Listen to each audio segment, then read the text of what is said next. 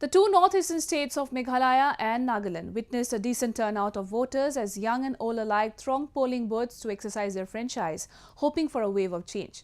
Voting in both states was being conducted for 59 assembly seats out of the total of 60 member assemblies, as one candidate has been declared unopposed in Nagaland. An election in one constituency of Meghalaya has been countermanded. Election fever gripped northeastern states of Meghalaya and Nagaland as a wave of change hovered in both the states. Congress-ruled state of Meghalaya and the Naga People's Front-ruled state of Nagaland conducted polls amid tight security. A large number of voters, including old and young alike, from every nook and corner of both the states turned out to their nearest polling booths to exercise their franchise, expecting for a stable government for the next 5 years.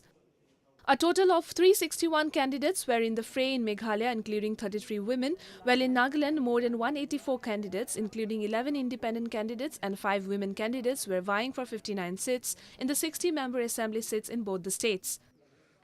75% voter turnout has been recorded in Nagaland and approximately 85% has been recorded in Meghalaya, respectively.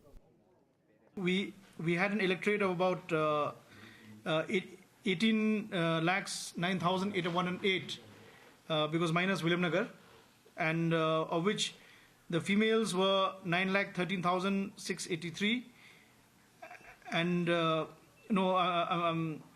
sorry, it was 9,13,683 females and 8,96,135 males.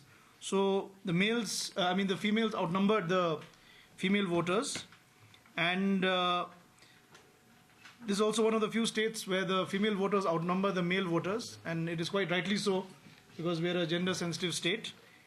And apart from that, we had an electorate where almost 89,000 plus, close to 90,000 were first-time voters. Although polling at many booths in Meghalaya was delayed due to malfunctioning of EVMs and VVPATs, it did not let the morale of the voters down. Over 18 lakhs voters in Meghalaya and over 11 lakh voters in Nagaland were eligible to cast their votes to decide the fate of the candidates. A spirit of democracy was seen among all as voters, both old and young, queued up outside various polling stations to exercise their franchise with high hopes and optimism, seeking for better governance in the states. As informed by Ram Singh, returning officer of West Garo Hills, voter turnout in Garo Hills alone was recorded 75%. For this election in Meghalaya, we are looking for development, girl safety, education, employment, and I hope the new upcoming party will look for all these matters and will definitely get to see some development this time. Meanwhile, Chief Minister of Nagaland, T.R. Shillong, also cast his vote and appealed all to come forward to vote for the government that would work for the development of the state and ensure peace prevails in the state. So we hope things will go well, and on third, everything will be met now to the people, and we'll have a peaceful government. Right now in Nagaland, we need a lot of infrastructural development. We need basic, there are so many basic needs we have, and I'm really hoping that this time, this election is going to bring about a change.